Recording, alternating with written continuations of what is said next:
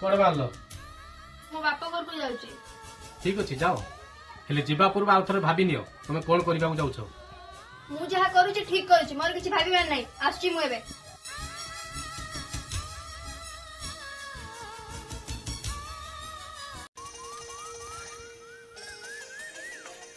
ରାଧିକା ମତେ ନ ଜଣେ ଚାଲିଗଲୁ କଥା କଣ? ମା ମୁଁ ତାଙ୍କ ଉପରେ ରାଗିକି ପଳେଇ ଆସିଛି। ତାଙ୍କ ଘର ଲୋକ ମତେ ଜମାରୁ ବି ଭଲ ଲାଗୁନାହାନ୍ତି।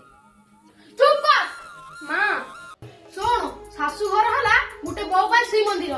ତୁ ସେ ମନ୍ଦିର ଛାଡିକି ଆସିଛୁ ମାନେ ଏ ଘର ତୋ ପାଇଁ ଜାଗା ନାହିଁ। ଯେମିତି ଆସିଥିଲୁ ସେମିତି ପଳା। ମା ମା ମା